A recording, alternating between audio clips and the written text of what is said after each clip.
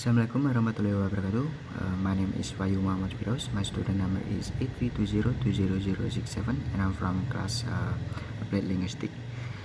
This is all for the discussion on constructivism and foreign language. So check this out. What is the constructivism?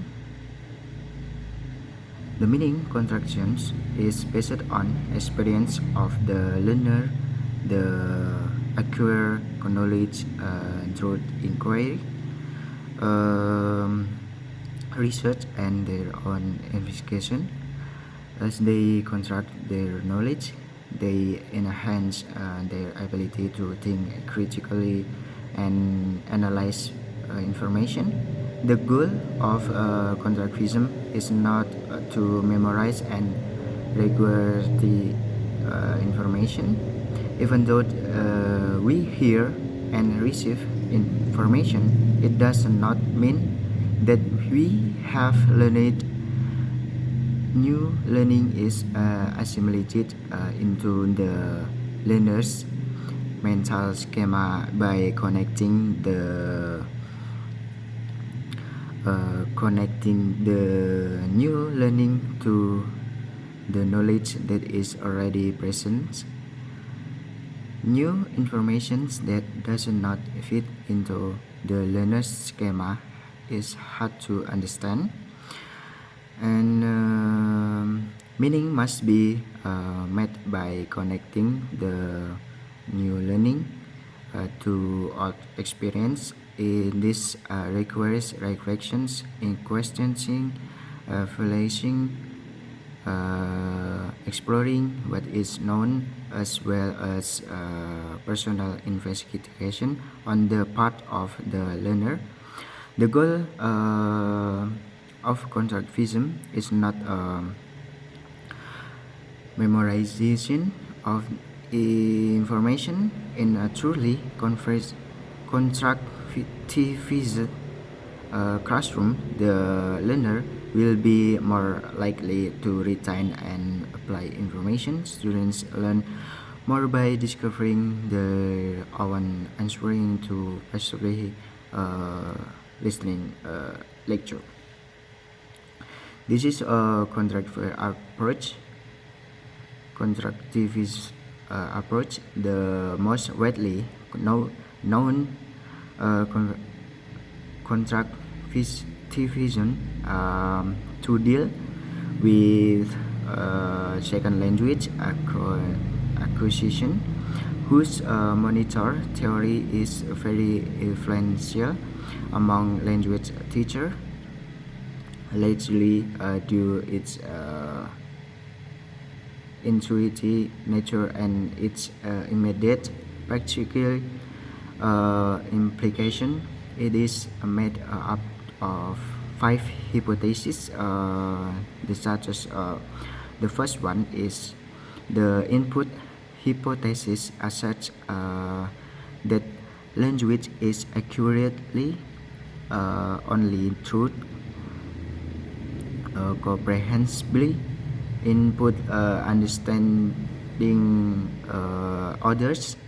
If the input is just a little beyond the level of the learner, both comprehension and acquisition will occur, for example, incremental learning or gradual steps.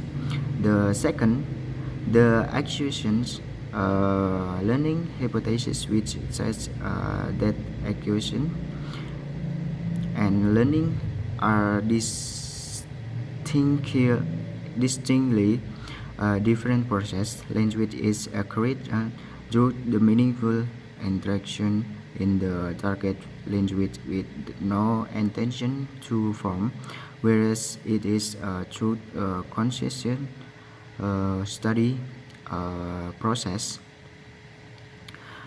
with great attention, and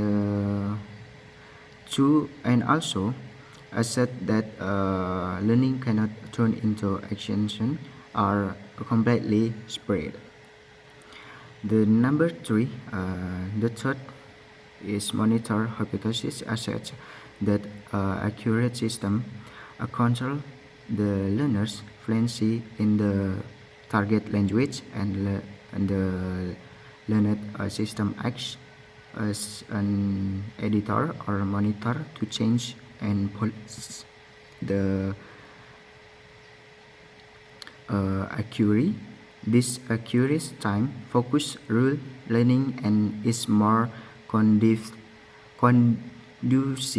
to written than spoken language. It can only be used to polish what has been truth communication, which should remain the main priority. The fourth, the effective filter hypothesis points to an imaginary barrier in the learner that prevents acquisitions from taking place. Two effective factors such as self-doubt, motives, needs, attitudes, and emotional states.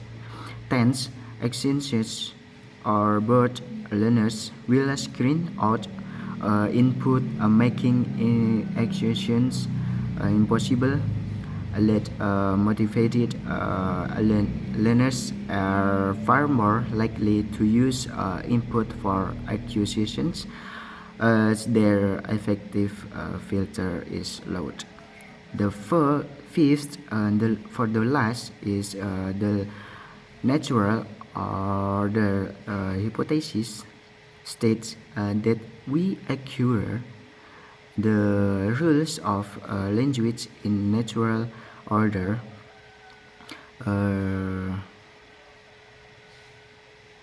that is not necessarily the order in which rules are taught at school.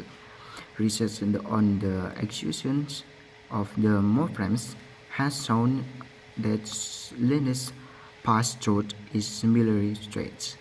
So for me from the last I say wassalamualaikum warahmatullahi wabarakatuh. Thank you.